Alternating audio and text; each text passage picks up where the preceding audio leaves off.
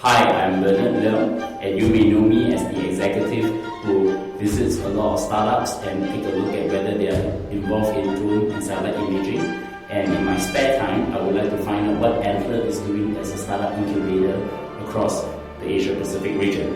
And today with me is Magnus Grimeland, founder and CEO of Antler, the new incubator that just started based in Singapore. And here we are in WeWork. Welcome, Magnus.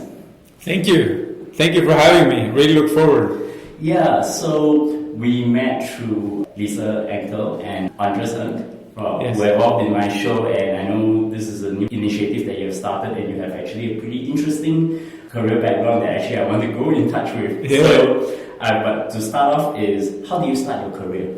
Yeah, so interesting, right? I originally come from Norway. I grew up on a farm in Norway in a small town called Sanda, and got my international career first through United World College. I was actually lighting up the fireplace, this farm, when I read about this international school in Wales, where they brought in people from 82 nations to learn about international relations from all across the globe. So I went there for boarding school, did my IB. Then actually my first job was in the military. So I joined the Norwegian Navy and joined the selection for the Norwegian Navy SEALs, the Norwegian Naval Special Forces. That was my first job. So really a Navy SEAL operator in the Norwegian Navy, which was very exciting because you combine, I think, really the mental challenges with pretty heavy physical challenges. And of course at the time, very interesting in Europe because we're changing from more of the Cold War focus to looking at what was happening with the terrorism landscape.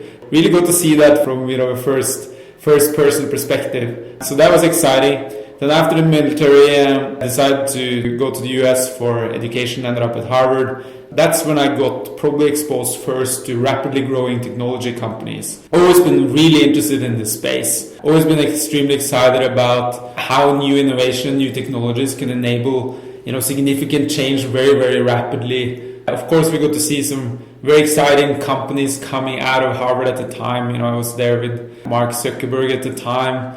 So when Facebook first launched, I knew everyone on Facebook. Now I only know some people on Facebook. But you could really see kind of the impact technology had very rapidly. So, at the time we started working on our first kind of tech business called Crimson Reading, which turned out to be a pretty successful company, not that big, but literally we were selling school books to the Ivy League colleges in the US. Very, very exciting. Then after Harvard, I decided that I really want to work more with technology, and I wanted to learn more about the world and how we could use technology to impact a lot of people. I was lucky to get introduced to a few people in McKinsey, which of course gives you the opportunity to work with some of the biggest and most influential companies across the globe in that value chain.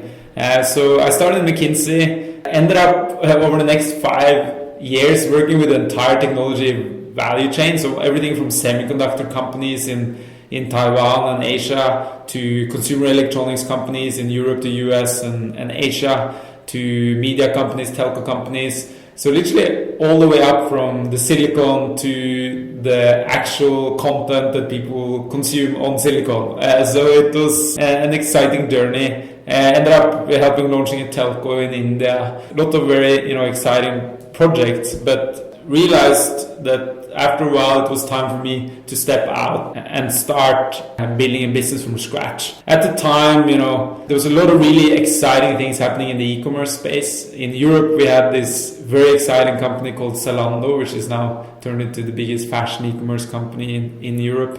And they were growing like crazy. I was speaking to a couple of the investors there, Rocket Internet and Kinnevik. They were in the phase of launching a very exciting similar setup in Asia called Zalora, and then came on board there as one of the co-founders, which was super exciting. We literally spent then the next years building that out in Southeast Asia, which is very different from building e-commerce literally I'd say almost anywhere else, because when we first started, we had to think about things as how would you deliver a package from A to B. While if you launch e-commerce in Europe, you can plug into an existing logistics network and logistics ecosystem. We had to build a lot of last mile delivery networks, to work on the IT platform, not only from our own perspective, but also the partners and the delivery companies we're working with. Taking payments, of course, very difficult at the time with only a few percentage credit card penetration and very few people on mobile wallets and etc. So we launched a lot of innovation. We did bank transfer and cash and delivery. So literally spent most of my time in Zalora. We were several co-founders there. My responsibility was working mostly with the markets and launching our marketplace. So I spent literally almost all the time in Indonesia, Philippines, Vietnam, Thailand, Hong Kong, Malaysia, really building out all the country organizations. Turned out to become a really exciting company. And now, when I'm not there anymore, it's really exciting to see it living on. And you see it when you go to the movies, you see the advertisements, and of course, a lot of customers you meet every day. So that has been very, very exciting. Then Zalora was acquired in 2015, which was very exciting by Global Fashion Group. I then joined the Global Fashion Group as the Chief Operating Officer, and suddenly we had fashion e-commerce companies all over the globe, and got to work with the same type of issues we were working with in Zalora in India, Middle East, Eastern Europe, South America. And throughout this whole experience, we saw the founders of these companies that were part of Global Fashion Group, and also a lot of the other companies we were working with in the ecosystem, were literally people who came out of similar type background as myself, right?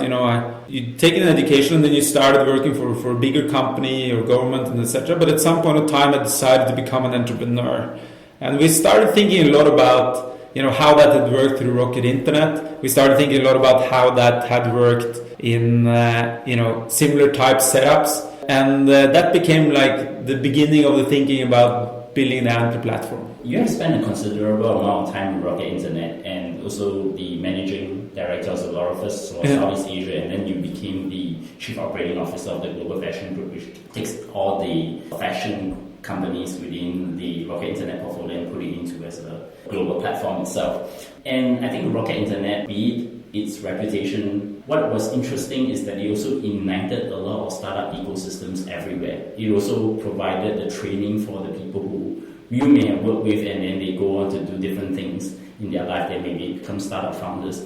I want to ask you this. I mean, you have been in the military, special forces, so this was very interesting.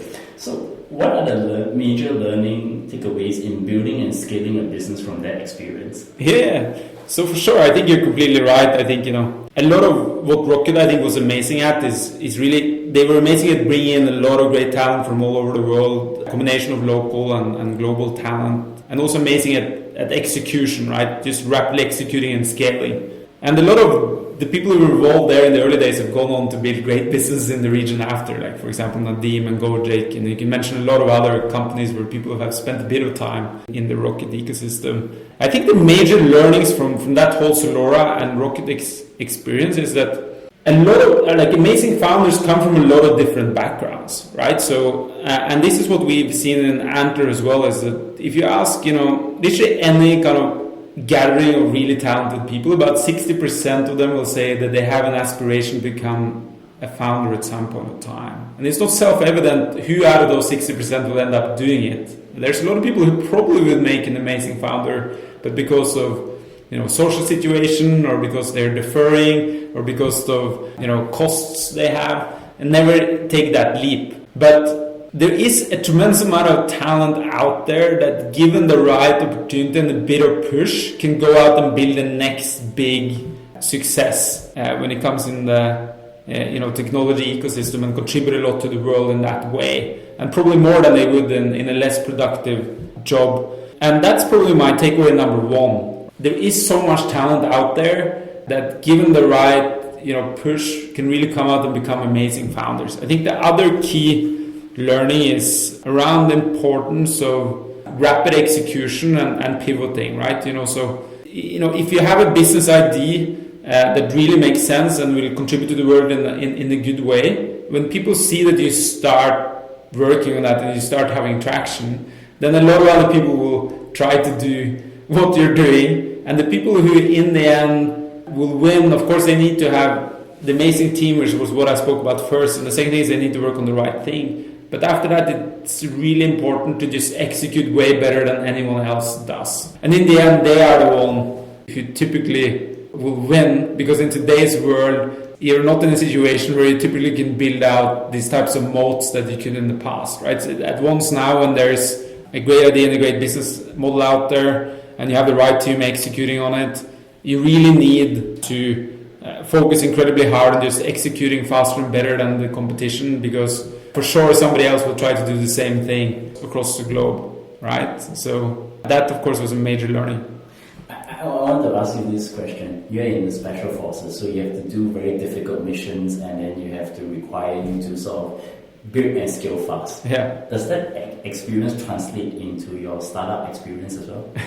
I think, it definitely is similar in certain aspects, right? So I think it should be similar. So the thing is, when you're in the special forces and you're on a mission, or you're on, even in just training exercises, you don't really have a choice not to succeed, because the alternative to not succeeding is, it could in the worst case be death, right? And then the second best outcome is that something terrible happens, right? So you really don't have a choice but succeeding in the kind of special forces environment. And I think, like amazing startup founders really need to think the same way, right? So when we were building Zalora, it was never an option for us not to succeed.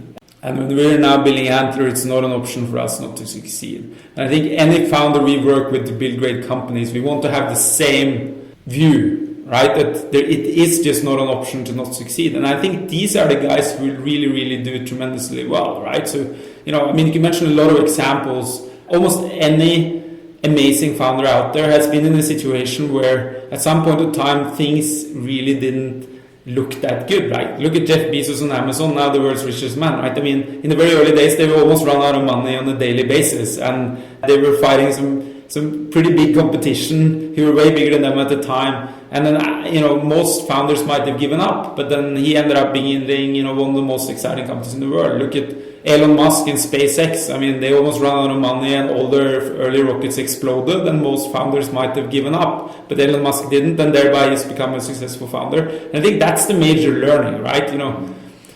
Don't give yourself a choice. So you will never get through, the Navy SEAL selection process if you think it's an option not to do it. You just need to decide that there is no option, and when you're in, you really don't have a choice. You need to execute on what you're supposed to execute on, and it's literally the same thing you need to do as a founder. Because if at one point you as a founder think, hey, perhaps this won't work, or perhaps I won't be successful with this, that's the point you start having doubt, and your whole team will have doubts, and then in the end your company will die. But the ones who have the tenacity to drive through, to slide pivots, they will succeed. So I think that's a major similarity. So the near-death experience is actually part of that entrepreneurial journey. So it comes to the main topic of the day. Yeah. I want to talk to you about your new Antler platform. It's a startup incubator, as I understand it. Yeah. Maybe the first question I want to ask is, what's the backstory behind the founding of Antler as an incubator? Yeah. Yes, the backstory is, I started talking about it a little bit earlier, but it's really, we see all this tremendous talent out there with the ambition to build amazing businesses and innovate, who doesn't take the leap and end up doing it. At the same time, we see technologies reaching a maturity level now across a lot of different industries. If you look at, for example, IoT, if you look at what's happening with connectivity, if you look at what's happening with biotech, if you look at what's happening with blockchain, I mean, all these are reaching now a maturity level where the ability to use that technology to fundamentally change the world in a better way is bigger than ever. So you have the talent, you have the technology. What I think we are still lacking, and where there's huge opportunities, kind of bringing in more of that talent into great teams that are tackling and using that technology to solve big problems, right? So that's our mission. That's what we want to do. So Antler is there to kind of enable great founders to build great businesses. And the opportunity is so big.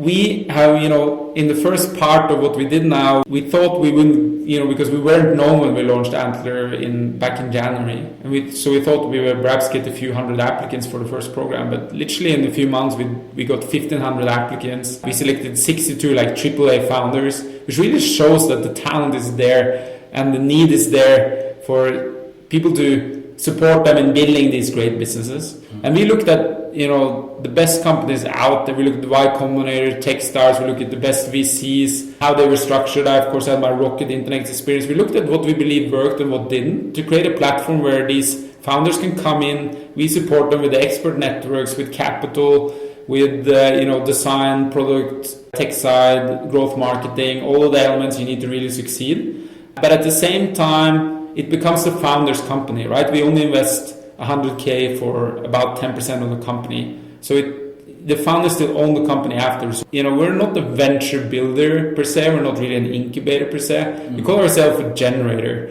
because we are there to help the founders generate great businesses. But in the end, it's not Antler's company. We own a small part of it, but it's the founder's company. So you briefly described the vision and the mission of Antler. I have two questions. The first one is, how will you characterize the metrics for Antler such that you know that in 2 to 3 years' time it is successful?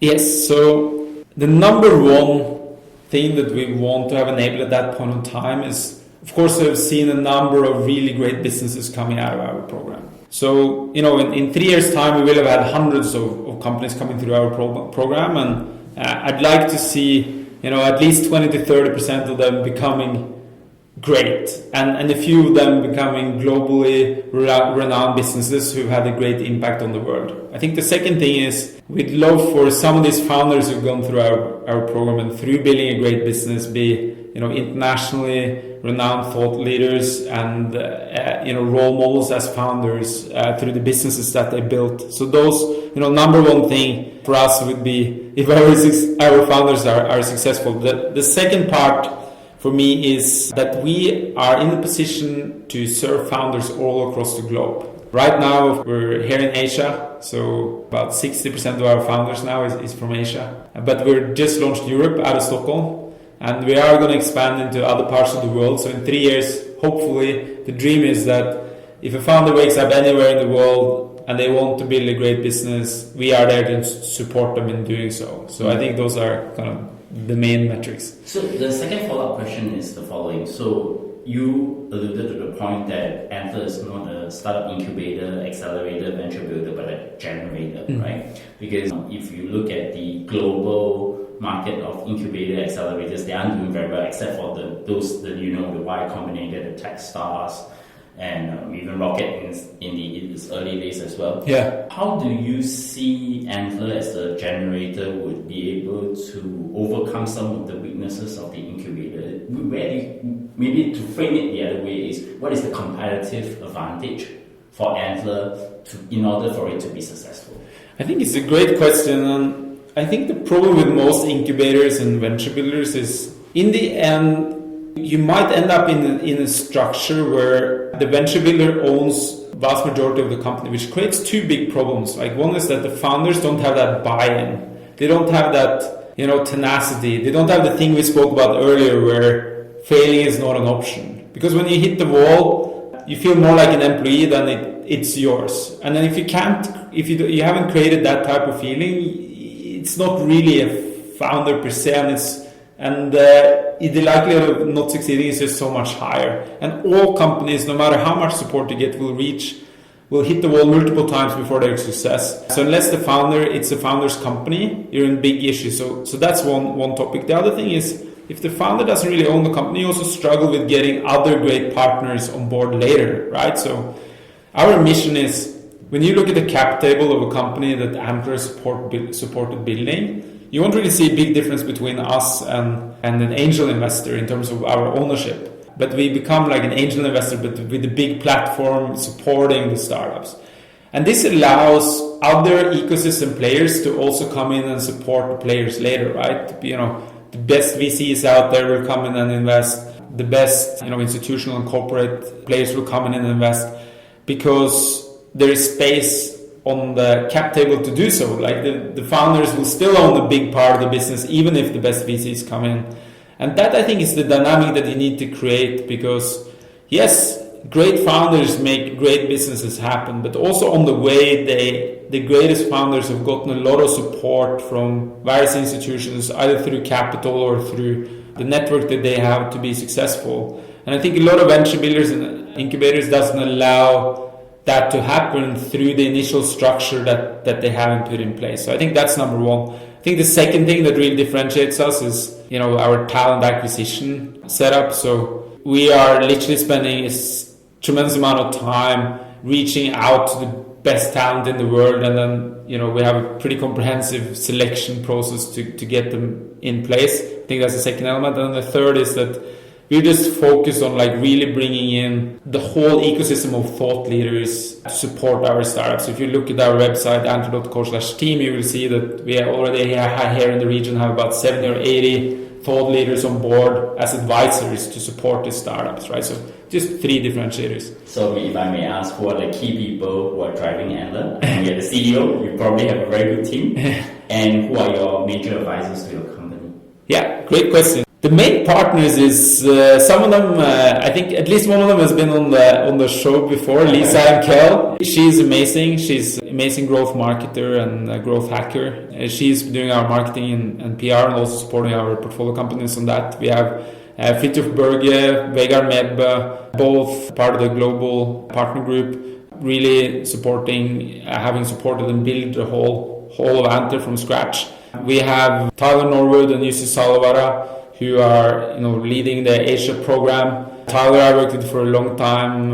He was part of helping to build Zalora and helping to build a global fashion group, and has a lot of experience from the region. Jussi Zalora has been working with technology for the last decade, latest with Nokia.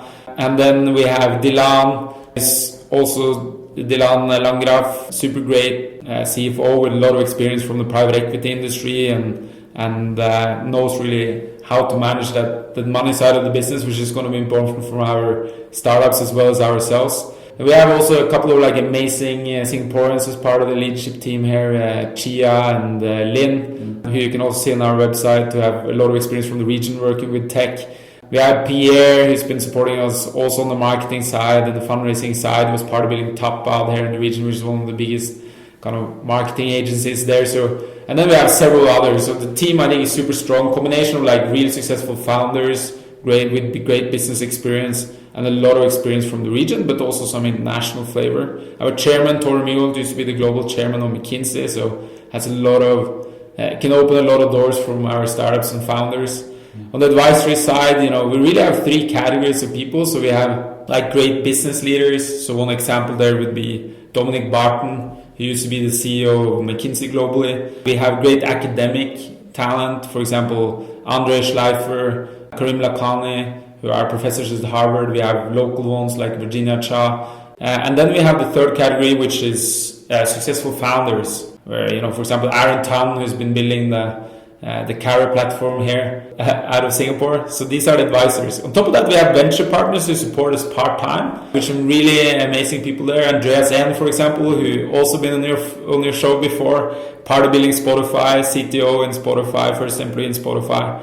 Just tremendous tech talent. We have Stefan Young, who was part of building Rocket there in the region, and then later has been building Ventura and invested in Grab Taxi, Prenetics, Shopback, Caro, a lot of exciting startups here in the region. We have Tim Marbeck, been building Asia Venture Group. So really, I think a tremendous amount of people who have built great businesses before or are thought leaders within their field, and they're all there to support our founders be successful. One interesting process is you talk about the people who have applied to the incubator. What is in the selection process to bring the entrepreneurs into the program? Yeah. And I think the other question I probably should just ask together is, what kind of traits does your team in Antler see in the entrepreneur when you bring them on board the program? Great questions, right? So let me split it in 3. So one is how do we get the leads? So how do people end up on our radar? So we do a lot of referrals. So through our advisory network of about 70 people, our partner team, our venture partner team, and just all our friends and mentors. We also have a list of about 350 mentors who support. We have also about 950 potential investors who want to kind of come in the fund. And so all of them refer founders to us. That's the best category of founders that we get. Then we also do a lot of targeted outreach on LinkedIn and etc. We also do a lot of events at the relevant arenas where you meet great tech talent. And then people also just come and apply on our site. So anyone can come to our site and apply at antler.co. So that's the funnel. And it's increasing like crazy. So just before we stopped recruiting for this cohort, we received the same amount of applications in a day that we did in a week, 3 weeks later. So it's just going to get harder and harder to get into the program. So, if anyone's thinking about applying, they should rather apply now than a year from now, because then it's going to get even harder to get in. But that's the funnel. So that's step number 1. Step number 2 is then when we get the leads, what happens in the selection? First thing people have to do is fill in a self-assessment. And this is really for us to understand, like, you as a person, right? So what's your ambition, what's your vision, what's your background, what's your experience, that whole part, which is pretty standard in a job application. After that, we do a simple aptitude test, which is literally just to check the problem-solving analytic capabilities. Then we do coding tests for people with a coding experience. Then we do a screening interview. Afterwards, there's an interview process with our partner group. And then after that, there is a hackathon where we observe people live. Broadly, that's the whole process. So it's pretty extensive. Not all the founders go through the whole process, but almost everyone goes through the whole process. And the reason why we do this is, like, anyone that comes in the program, we want them to work next to other people who are of the same caliber. So we just spend a lot of time really trying to find the best of the best. So that's, the second point, like how we select. Now, what are we looking for? So this is back to what we spoke about earlier, right? It's just really hard to know who would be an amazing founder. We believe there are certain traits that are important that we're looking at and looking for. So one thing that for me is critical is this having a spike, right? So, having something where one feels one is better than the majority of the world at. And it can be very different, right? So some people are amazing at just convincing people about stuff. Some people are amazing at, just going deep into a problem and then understanding it better than anyone else. So it can be like a personality trait like that. It can also be like an industry-specific trait. So let's say, somebody just knows the shipping, a certain part of the value chain or the shipping industry better than anyone else. So it can literally be anything, but we believe that the best founders out there are quite spiky in character, which is also why, founders, some people at times say like successful founders at times can be a bit weird, right? Which I think is literally not weirdness. It's just like super spiky character sets. So we're looking to find that spike, that strength. The second thing we're looking at is drive, the ability to just get stuff done and work hard on achieving what you want to achieve. And then the third part, which we think is critical, is tenacity, which I think has been a kind of a red line through our whole conversation, right? This is ability to never give up. Like, we want people to come in here, they've decided, okay, we're here because we want to build an amazing company that will change the world, that can be big. If we feel the candidate we're looking at really has that within them, it counts a lot. Like, just the ability to not give up. Like, people who don't give up, they will eventually achieve something amazing, right? I think, the talent and the spike in that part is important, but in the end, what is overshadowing more important than anything else is not giving up. Because people who don't give up, they will achieve something amazing eventually. And those are really the people we're looking for. So we have people from all trades and walks of life. We have PhDs, we have product people, we have hardcore coders, we have people who've been part of like rolling out Uber in India. We have a lot of kind of second generation founders, like people who were early part of a successful founding team before, for example, in Gojek and Grab Taxi, and now want to build their own multi-billion-dollar business. We have people from 22 nations. On average, they have 9 years work experience. We have about 3 times the amount of average female co-founders in the team. It's still just 25%, but it's way more than on average, and we're trying to increase the ratio. So I think we've been able to put together like a really exciting and ambitious co-founder group that should build some really amazing companies here over the next few years, right? And then we now open up for recruiting for January, and we already have a few hundred applications there, so it's going to be exciting to see what we get in that cohort. Just a last question before we close. I just want to understand the operations of the programs. When entrepreneur talent that you come in, what do they go through, and what is the investment you put in them, and when do they graduate? Yes. And go into the real world? Great question. So what we do is, the first thing that happens when people come in is that we spend a lot of time ensuring that everyone gets to know each other, right? So one of the things that I think is true, for example, if you look at, take Mark Zuckerberg as an example. If Mark Zuckerberg, the next Mark Zuckerberg is amongst the 62 founders that we have now here in this cohort, he might not have been the person that people will get to know first. And this is an example I like to give just because it's so important that everyone gets to know each other before they choose which co-founders they're going to work with. So we spend a lot of time doing a number of hackathons, number of sessions for people to get to know each other. Then we start going deep into business models. Like, so what business models should we build?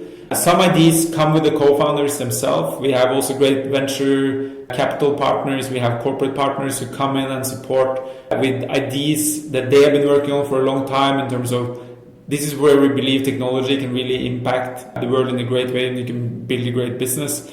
And then we've spent a lot of time looking at business models. So we are in the middle of that phase now, right? So we're literally formed the majority of the teams. We formed the majority of the business models. We're now churning through to really make them amazing before, after 2 months, we decide which one we invest in or not. And our hope is to invest in most of them. Then we invest $100,000 for 10% of the company. The founders get to keep 90% of the company, which we think is the right ratio. And then when we've invested, we really work with them on building and scaling the business as fast as possible. Throughout that process, it's not only the partner group and the venture partner group that supports, but also the advisory team that you can see at antler.co/team. And on top of that, we literally, I think, brought in almost every single VC in town. We have VCs flying in from all over the region, a lot of corporates, academic experts, who throughout this whole program held sessions, either office hours with the founders or hold sessions on specific topics to upscale the skill sets of the founders, right? So, Lisa will do sessions on growth marketing, Andreas N will do sessions on product and tech. We really have some of the kind of best people in the region to also kind of upskill as we build the businesses. But of course, the core focus is finding the right team setup, finding the right business model, and then build the business, right? We're not academic. We are, everything we do is kind of focused on building amazing businesses, but on the road, we want people to learn as much as possible. So most of the successful startup incubators have all eventually end up going upstream into the next level of financing, even to the sort of what I call the growth funds. Yeah. So do you foresee yourself going in that direction as well? So we will do it if we believe that it will support our portfolio companies become more successful. And that's, I think, is why a lot of people do it, right? Because the amazing thing is when you start and you supported building a great group of companies, then you'd like to continue to support them longer term. At the same time, our mission is very much at the beginning of the value chain, and that's our core focus and our core competencies. So we want to continue to make that the core. So I think whatever we do in later stage will be more metrics based. Like, so if you look at, for example, Y Combinator's follow-up fund, they have certain metrics that decides whether they invest or not. Also, which means that they also don't need to cherry pick what companies they invest in. Because I think if you start cherry picking companies from your portfolio, the signaling effect to the market of your other portfolio companies is not very strong. So whatever we do in the later stages will be very well thought through, and we will only do it if we believe it will strengthen our core mission. But I think there is definitely some reasons to do that does have that effect, which actually will make us stronger. I think more than that right now, what we're just focused on is making the program better and better, and then expanding the program into other regions so we can help founders all across the globe. So, Magnus, many thanks for coming on the show. And in closing, I always like to ask my guests 2 questions. First one, can you recommend a book, podcast, or anything else that have impacted your work or personal life recently? Yes, of course, everyone should listen to this podcast and to the other members of our team who have been on it before. So really recommend that, especially hopefully some of my European friends and advisors will be listening to this now. So you should definitely listen to all the other episodes as well. I really enjoy this NPR podcast called How I Built This, which I think is very exciting to hear the story from the beginning of startups. I also really enjoy Reid Hoffman's show about how you scale things fast.